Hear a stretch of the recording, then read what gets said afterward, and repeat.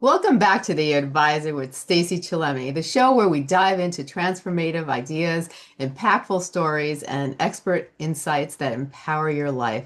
I'm thrilled to bring you today a special guest. His name is Harry Hirsch, and he is known as the ultimate, the special, the one and only Harry Hirsch, who is a celebrated author and a brilliant mind behind Bob and Marcus Mystery Series and the heartfelt memoir of Office Hours. With a career that stepped into thoughtful storytelling, Harry Hirsch has a unique ability to draw readers into a compelling narratives that explore the depths of human experience. In today's episode, we're going to explore his latest book, inspiration, themes, and the insights it offers about life, relationships, and the world we live in. Harry has written across genes from mysteries to memoirs, always captivating readers with his vivid imagination and his rich storytelling. His latest release continues in that vein, promising to engage and inspiring readers everywhere. We're going to unpack these creative processes and the themes in his work and the wisdom he hopes to share through his writing. So grab a cup of coffee, guys, and sit back and tune in because Harry Hirsch joins us today to discuss his journey as an author and a fascinating book author that brings things to life. And also, just don't forget that he has his own podcast on our channel. So if you want to hear his other episodes, please come on and check out his own podcast where he has all his other episodes. So it is an honor to have you back on the show. I haven't seen you in a while. I know. Thank you very much. I'm happy to be here. So let's start out with your latest release. Can you tell us, our listeners, a little about your new book and what it's about and what Yes, inspired you to write it? I'll be delighted to. My new book, and it's actually just out this week, and I don't Wow, have any physical copies, but I can show you what the cover looks like. I don't know if you can see it, I but can see it. the title is Winter, and it is the fourth Bob and Marcus mystery. And There are three that came before, and what I've been doing is following these characters over time, Hmm? starting in the 1980s, and we're now up to 2004. Yeah. We're still in Southern California. Bob and Marcus live in San Diego. Uh, Marcus is a college professor at the University of California campus in San Diego. And Bob is a defense attorney Mhm. in private practice. And one of the things I've most enjoyed about writing this series is being able to carry these characters over time Yeah. and see how they change and develop as people, how their relationship evolves, how people in their life come and go. Um, And at this point, I've this is the fourth book in the series, and so far we're spanning about 20 years of their lives. Wow. Um, I feel like they're real people. I Yeah. mean, they're they're very real to me. Right. Um, and one of the most interesting things about the writing is that um, things just come to you because you know who they are. Yeah. Not necessarily because you've written something down in an outline or you just know who they are and they're telling you who they are and the plot develops out of that, out of character. And that's what's been really most creative and most interesting to me.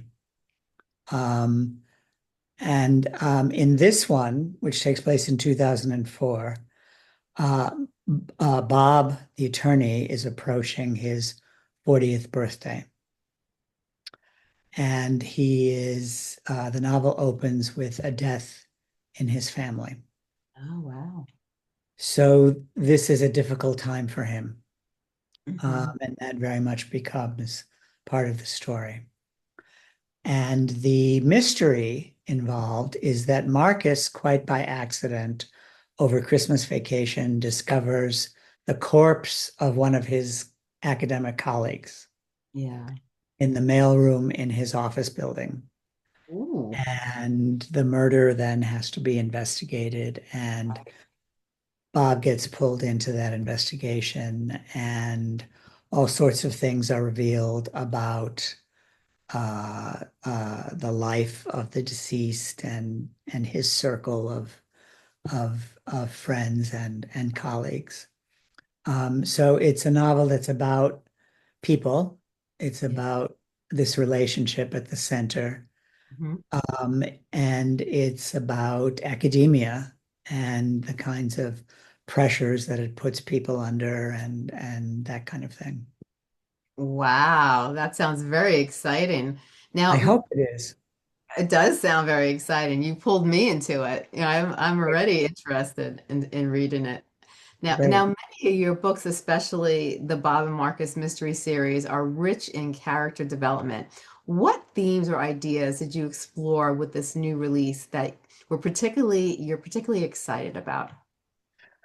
Well, Bob and Marcus have been together as a couple for a while now.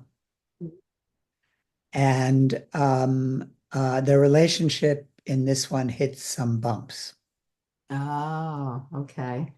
which happens to long-term couples. Mm-hmm. It happens to straight couples, it happens to gay and lesbian couples. Yeah. Um, and I don't want to go into too much detail because I don't want to reveal too much Yeah. about what happens.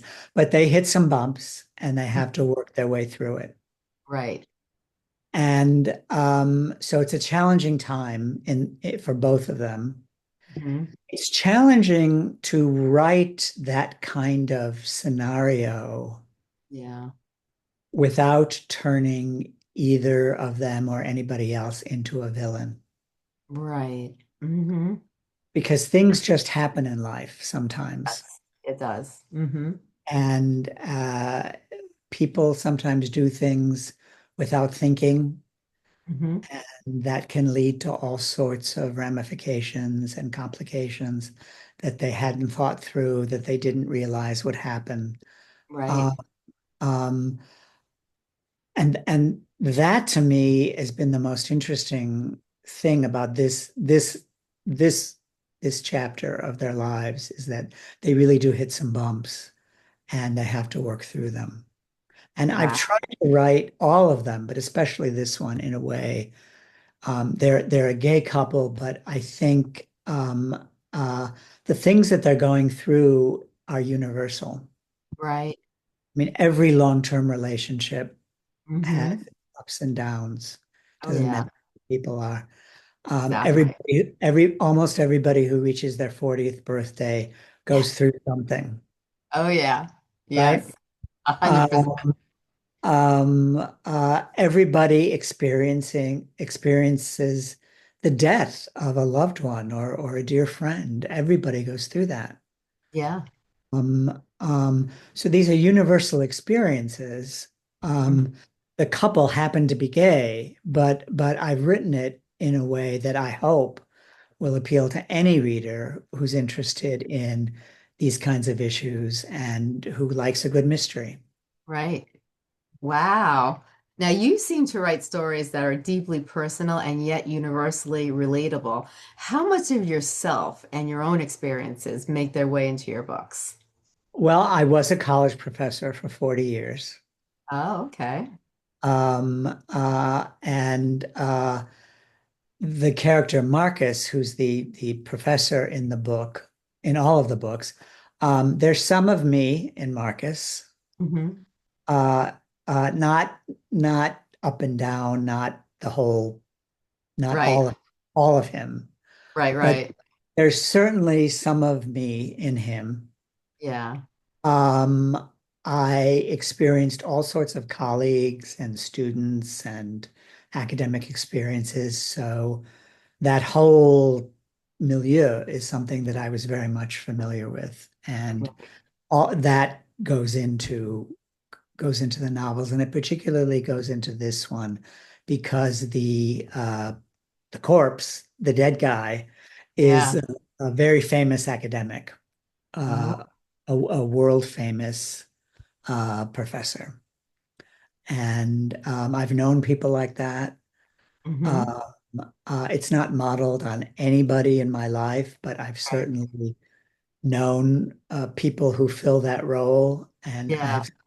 I have a pretty good fix on who they can be as people and that kind of thing. Wow. Now, how do you develop your ideas? Do you start with a character, a plot, or a just what if kind of question that evolves into the full book? Yeah, it's really interesting. I start with an idea that I Hmm. want to write about, and that I want the mystery and the characters to deal with. Hmm.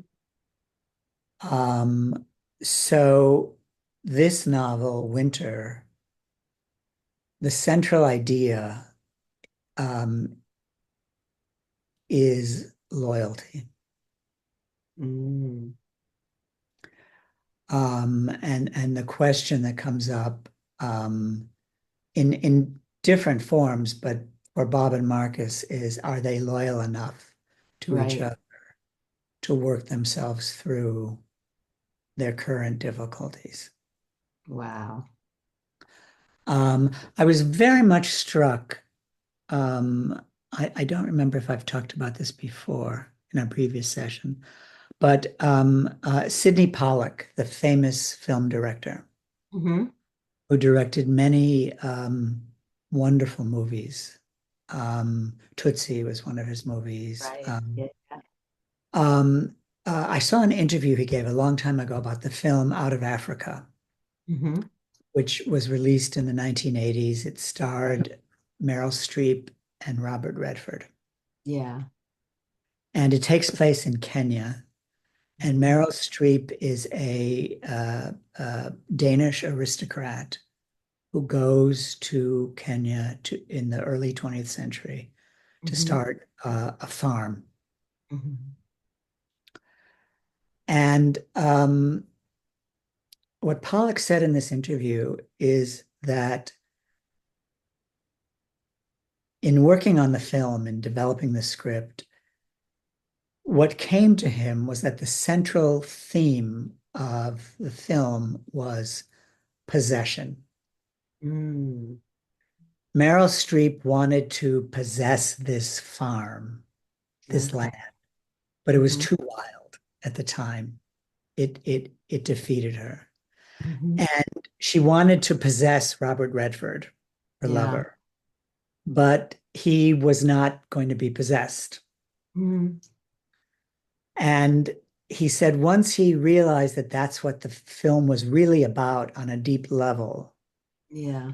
everything else came Right. easier, the script and how to set up the shots and what Yeah. dialogue to use and all of that. And that had a profound effect on me. And I realized that the most successful art, whether it's a movie or a novel Hmm. uh, or a play, it really should be about one central idea. Yeah. Um, and if you can accomplish that through Right. the characters, through the plot, through the dialogue, um, then you really have something, as opposed to sort of a random somebody gets murdered and who does it. I mean, that can be interesting, Hmm. but it I think all of that has that all of those plot lines and the details have to be in service to a larger idea. Right. And that's really what I've tried to work from. So some of the previous novels in the series have dealt with themes like ambition Hmm. or greed. Right. And this one is really about loyalty. Wow. Now, you've written across genes from mysteries to memoirs. What draws you to a particular gene, and how do you decide what story to tell next? Um, well, it's this series, it's really about carrying these characters through time. Hmm. And with each one thinking about, all right, how old are they now? Hmm. Where are they in their lives? Yeah. The people around them, Hmm. their families, how old are they? Where are they in their lives? Yeah. And not just where they are geographically, but just where they are as people, where Yeah. they are in their careers. Hmm. Um, uh, and it really starts there. Hmm. And and because they're murder mysteries, then you think about a plot line that involves a murder that would allow you to illustrate what you want to illustrate about where your characters are Yeah. in their lives. So it's really for me, it's really character driven. Right. It's about, I mean, other writers have, will write about some true crime, something that really happened in the world. And some of those novels are great. Uh, Hmm. but for me, it's really about character. I love that. Now, what challenges did you face while writing this book, and how did you overcome them? Um, um, the biggest challenge for me I have found is how much detail you need to give Mm, without overwhelming the reader. right. It's too much information. Yeah, yeah.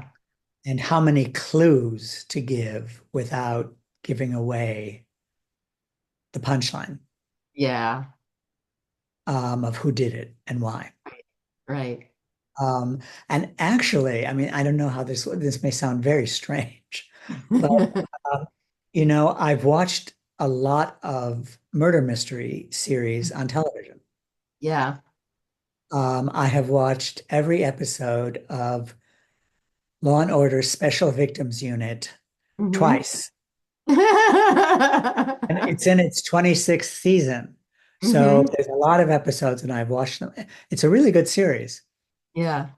And that and some other series. And it's really helped me see that you don't have to give every detail. Yeah. And but you have to give some. And you have Right. to give just enough so Hmm. that the reader can follow what's going on, or the viewer if Yeah. it's a new series. And be interested, and you can carry them along, and they want to Right. know what happens, Yeah. but they don't need to know exactly what everybody is wearing in every scene, or Yes. what everybody is eating in every scene, or exactly what every room looks like, and that kind of thing. And I think particularly for me, who came to fiction writing relatively late in life, Hmm.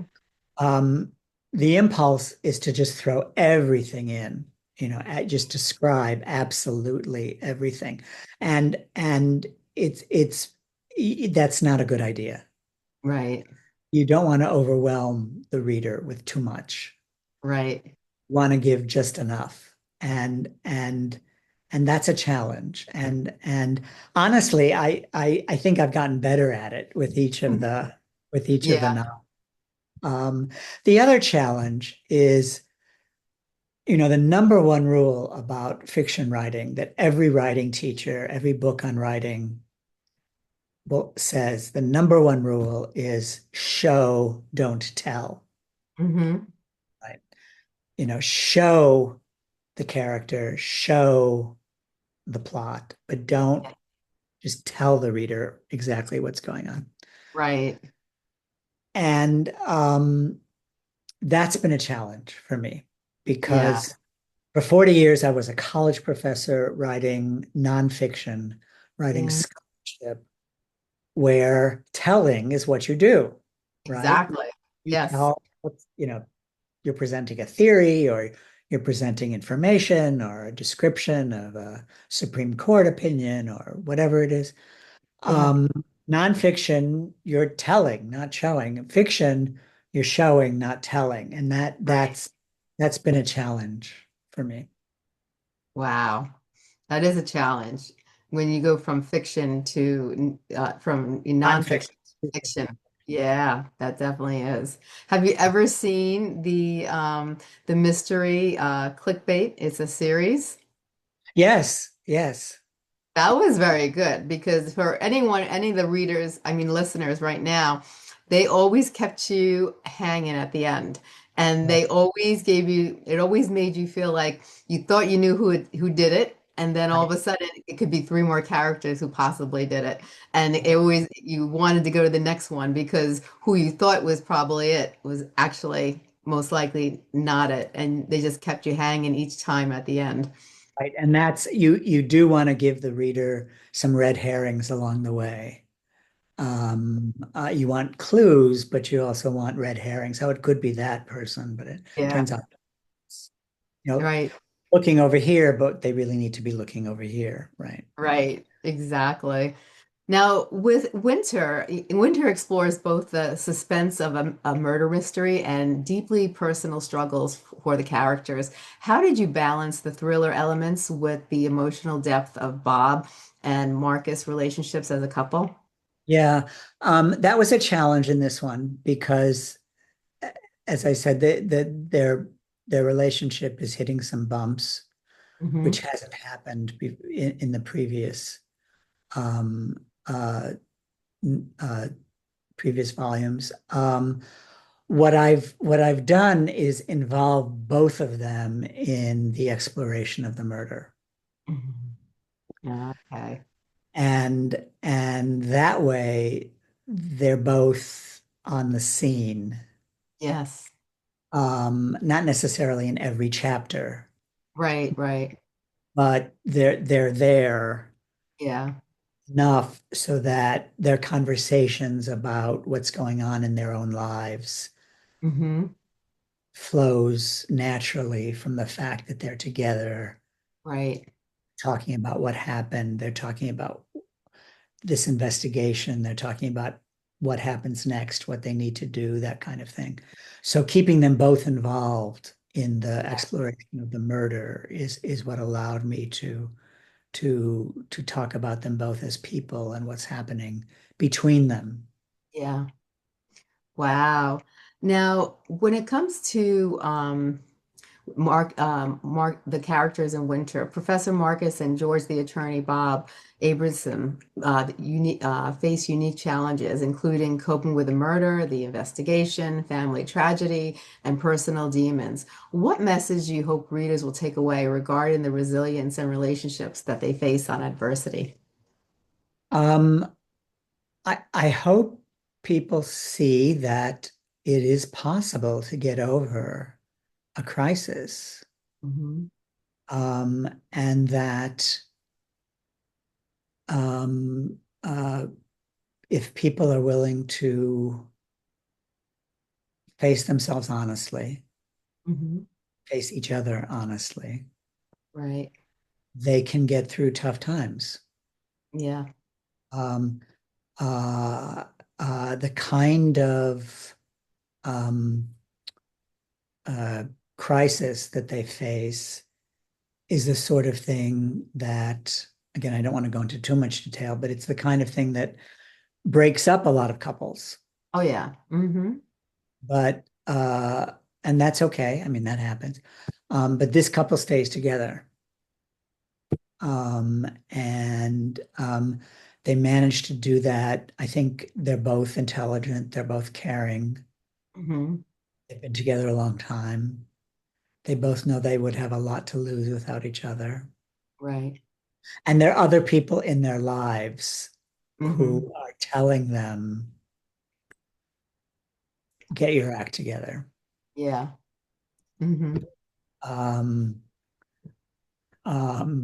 there's one character in particular who really reads Bob the riot act, so to Hmm. speak, Hmm. and that has an effect on Bob, and that's important. People need support. Couples can't always 100% rely on each other. They need Right. other people in their lives. They need family members, friends, close friends. Right. Uh, uh, the phrase "it takes a village to raise a child." Hmm. Times it takes a village to keep a couple on track. Right. Not necessarily a village, but Yes. enough people. Uh-huh. So I've tried to show that in the plot. I love that. Now, your book description highlights Marcus reluctantly takes on the role of an amateur sleuth. Now, how does Marcus's academic background influence the way he approaches solving the mystery? Was it fun blending the academica with the detective work? It was interesting for me because I know a lot about academia Yeah. and I poke some gentle fun at various academic characters. Uh, Hmm. um, Marcus is very reluctantly drawn into this because he discovers the body of his colleague Right. who's murdered, Hmm. and Bob doesn't know much about academia Right. and has to rely on Marcus for figuring out, okay, who do we talk to? Who knew this guy? Um, uh, what sort of conferences has he gone to? Where has he Yeah. been? What makes him famous? Who might have a grudge against him? Right. Kind of grudges exist in the academic world. Hmm. Could it be an intellectual foe? Could it be a personal foe Hmm. that did the murder? Is it his personal life or is it his academic life? So Bob really needs to rely on Marcus um, for knowledge about how all that might play out. Wow. You're getting me really hooked into this. Now, what are one of the things that you hope readers will take away after reading this book? Um, I hope they'll be entertained. Hmm. Um, I think a good mystery, whether it's watching it on television or film or reading one, really takes your mind off of your own life Yes. for however long you're spending, you know, Hmm. with that story. And Yeah. I think that can be a great relief. Hmm. I hope it makes people think Hmm. about loyalty, the main theme, and about the nature of love Hmm. in a couple, whether it's a Right. gay couple or a straight couple.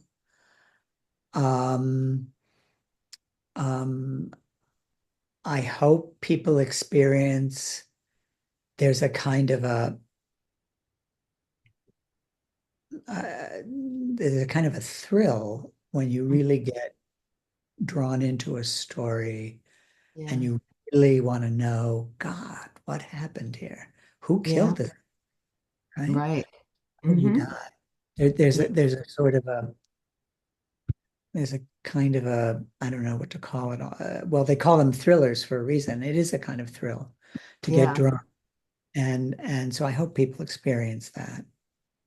Um, and I hope people enjoy it. Do you have a favorite piece of feedback that you have received from other readers, either for the book or one of your previous works, something that had touched you or made you see your work in a new light? Right. Well, this one isn't out yet, so nobody's read it. Okay. With the it's coming out this week. Amazon will start shipping books this week. With the previous books, what's been most gratifying is when I've heard from people who've said, um, wow, I really didn't guess who did it until the very Mhm. end, and you revealed it. And or they say, boy, this really kept me reading because I wanted to know who did it and why. And it just wasn't clear until you showed me at the end. Yeah. And and that's very gratifying. Hmm. Um, and then I've heard from some readers who say, wow, I really like these characters. I really like this character. And I really like Bob. You know, he's an interesting guy. He's you know, or I really like Marcus. He's smart and he's funny and he's, that kind of thing. Um, that's been very gratifying. And I've been incredibly grateful and gratified that some people have been willing to read, more than one. They've Yeah. been interested in enough to keep going, and Yeah. that's very gratifying. That definitely is very gratifying. Shows what a great writer you are. Thank Now, you. I hope so. you are. Hmm.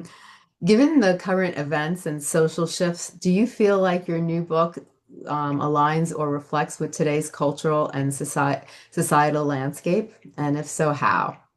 I'm glad you asked that because the deceased, the murder victim, Hmm. writes about um, imperialism, Hmm. political imperialism. And he's very much a critic of what's happening in Gaza. Mm, And so I think it's very timely in that sense. yeah, I had hoped when I wrote it that the carnage in Gaza would be in the rearview mirror, right. but it isn't, Yeah, obviously. right. So I think it is relevant Hmm. on that front, Yeah, and I did want to say something about it, not too much. I hope I'm not right, hitting the reader over the head with a particular point of view. But this right. professor who gets murdered did have a Yeah, particular point of view. right. And I also write into the book that people disagreed with him and people sometimes very seriously disagreed with him. Hmm. And some of those people become suspects, that kind of Yeah. thing. Hmm. Uh, I wish it were a little less current. I really do Yeah, wish more in the rearview mirror, me but too. it's not. Yeah. Now, your writing often resonates on a deeper level. Do you intentionally aim to weave larger messages or lessons into your books, or do those emerge organically? Um, I start with this idea. I want to say something about this major theme, as we've talked Yeah. about. I want to Hmm. say something about greed. I want to say something about ambition. I want to Yeah. say about loyalty. Right. In and um, and then if you keep that in mind, it helps Right. you organize the writing. Right. It helps you know what sort of characters supporting characters you need. Bob and Marcus stay Yeah. central, but and some of the people around them stay central. But it helps you decide who the supporting characters are and that kind of thing. And the subplots. Every mystery needs a subplot or two. Yeah. And if you keep your main theme in mind, it'll help you develop that subplot. I love that. Now, what has writing taught you, not just about storytelling, but about yourself and the world around you? Um, it's really taught me, um, you know, in academic writing, scholarship, the kind of writing I I did for a long time. The task is to accurately reflect the world in some way. Yeah. The goal is accuracy. Right. Fiction allows for a kind of creativity Yeah. that I hadn't experienced Hmm. in my academic work. I mean, I enjoyed my academic work. Right. I Right. enjoyed doing it. I enjoyed putting it out there. Yeah.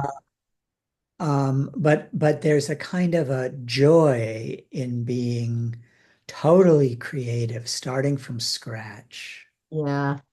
made up characters with made up Mhm. events. Um, uh, that that has really been a revelation to Right. me and has kept me writing. And it's helped me understand why artists of all kind are so dedicated to their art. Right.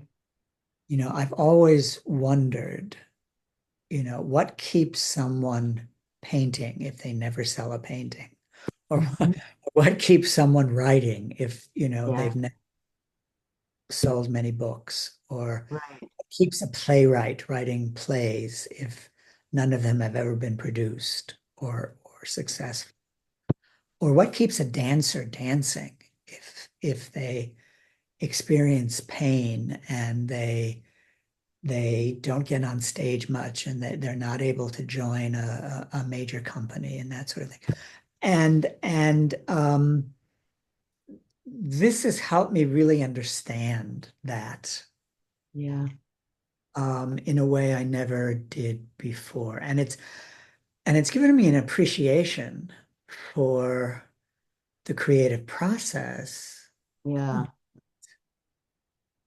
I mean, I think I've always enjoyed the arts. I've always loved the arts, but Yeah. but I don't think I've ever really, until I've started writing this kind of work, I've really understood the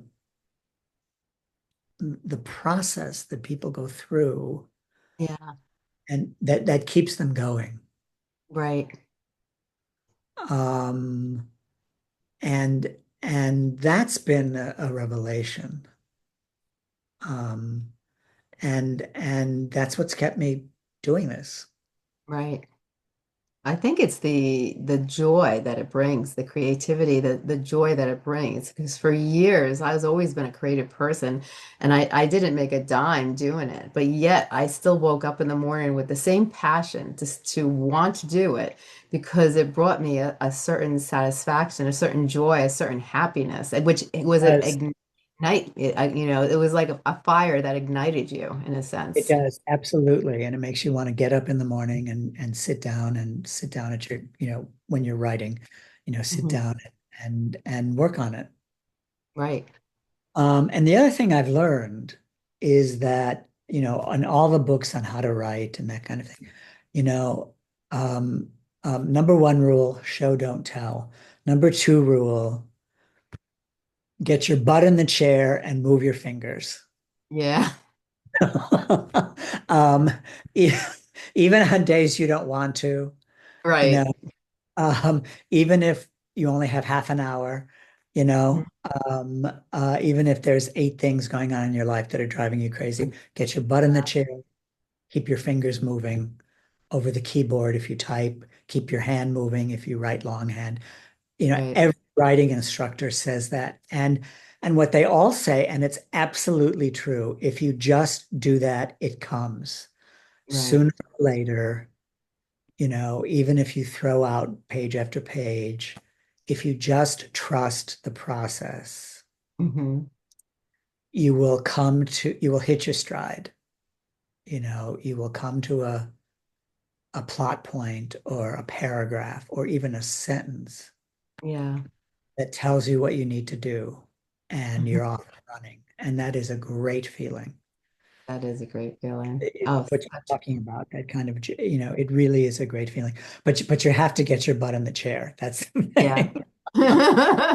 You can't you can't wait, you know, for inspiration to strike. I mean, sometimes it does, but you Yeah, just kind of sit down and trust that it'll come, and it does. that's wonderful. Now, looking back in your on your career, what are some of the most things that you're proud of and why? Um, well, something that a lot of people don't know about me, that I'm very proud of is that when I when I lived in San Diego and I was on the faculty at the university there, I was on the board of directors of a community theater, Hmm. diversionary theater. Um, I was one of the founding board members. I was on the board for 10 years and eventually president of the board. And when we started, we had absolutely nothing but an idea. It was kind of like those old Judy Garland, Mickey Rooney Yeah, movies. Oh, let's put on a show, you know. yeah, yeah, And we performed in junior high school auditoriums and community centers where chairs had to be set up every night. And yeah. um, we had no money, but little by little, we built an audience and we started getting grants and we started developing a presence in the theater community in San Diego. And San Diego is a very strong theater uh, Yeah. town. And we really became something. And the theater is still going. We, Mhm. while I was president, we opened our own theater space, Wow. which is still there and is actually bigger than it was before. And I think it was that connection to that creative process that we're talking about Yeah. that, that I really enjoyed. And I wasn't, I wasn't an actor, I wasn't a playwright, I wasn't Right. the director, I wasn't uh, the scene designer, although I did, do some painting and, of Yeah. sets and that kind of stuff at the beginning when it was kind of Yeah. all hands on deck. Right. But it was just the connection to that creative process and seeing a play come together, and watching rehearsals and seeing it just kind of gel into something real and miraculous. Right. I'm very proud of having done that, even though it had nothing to do with my academic life. Yeah. Um, I think we really, and it wasn't just me, it was a whole bunch of Right. people. We Hmm. we created something out of nothing. Right. And that's part of the joy of creation, whether it's writing or theater or whatever it is. It's you start with, writing, you start with a blank page. Yeah. Theater, we had nothing. We didn't even have a space. Right. We just had an idea. Hmm. Uh, um, and little by little, you create something. Right. And and you put it out in the world, and sometimes it's successful, sometimes it's not. But when it is successful, or even modestly successful, it touches people. Yeah. One way or another. It touches people. Yeah. Readers, people who come to the theater, people who watch a dance performance, whatever it is, you are touching people. Hmm. You're showing them something about life. Yeah. You're entertaining them, Hmm. taking their mind off their own troubles for Yeah. an hour or two. Right. Um, and maybe they're seeing themselves in one of your characters, and you're helping them think through an issue in their own life, that kind of thing. And that's very rewarding. And in theater, the reward is immediate. I mean, the audience is either there or it's not there, and they either applaud or they don't, right? Right. You know right Yeah. away, right? Hit or Exactly. miss, right? Yeah. With fiction, it's different. Right. It takes a while to figure Yeah. out. Are you reaching anybody and are they liking it? Yeah. But whether it's instant rapport with an audience or it takes longer, it's very gratifying. Yeah. Um, It- it's similar for me. Teaching was similar. Being in the yeah. college room was similar. You Right. know, you are communicating with your students, you're reaching them, you're teaching them something. You can see the development. You Mm-hmm. can see them. Some classes go well, some don't. You can see when they're getting excited about an idea. Yes. You can Mm-hmm. see when they're forming a thought. You can Yes. see when they're becoming more articulate. Mm-hmm. Um, that kind of thing. And it's very rewarding. Yeah. Oh, definitely. Now, what's next for you? Are there new projects or books? Now you're coming out with this book, Winter. So what's in store now? Right. I've started the next mystery. Mm-hmm. Uh, I'm about three-quarters of the way through the first draft. And this one, I don't know when it'll be out because I don't know when I'll finish it. Mm-hmm. Um, but I'm just as excited about this one as I've been about all of them up until Yeah. now. And again, it's that process of carrying characters over time Right. and seeing how they develop as people and that kind of thing. Um, um, and I'm going to keep going until as long as people want to read Yeah. uh, what I have to write. Um, I'm not sure. I don't think it'll go on forever. I mean, I don't think I'm going to be Agatha Christie with 50 books, however many she had. I don't know how she did it, I really. know. Yeah. Uh, I really don't. But I'm also in my 70s, so at some point it's going to stop. Um, but for now, it's continuing. I love it. Now, where can our listeners find your book and how can they stay connected with you for updates and for future works? So I publish with my initials, so it's H.N. Hirsch, and it's Hmm. HNHIRSCH. Hmm. Books are on Amazon and Barnes and Noble. On Amazon, there is a listing for the paperback edition and the Kindle edition. Um, there is a Facebook page for the series, and that is hnhirsch.info. So it's HNHIRSCH dot INFO. And that has all the books and a connecting button to Amazon and so on. And the Bob and Marcus series has a Facebook page.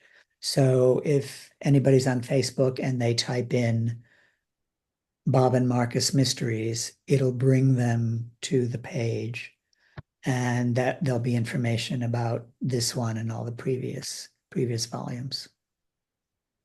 Wow. Well, I wish you the best of luck and I can't wait to talk to you soon. Thank And I can't hear how everything turns out. It sounds amazing. I am sure you're going to do phenomenal and your work is fantastic. So I thank you so much for coming on the show to share your thank story you. all your other, and you shared a lot of personal information too to help other listeners learn more about you and to learn how to become a fictional writer because you gave a lot of little pointers also. So I thank you for that also, and good luck with everything. I look forward to talking to you soon. Thank you very much. Take care. You too. You have a great day.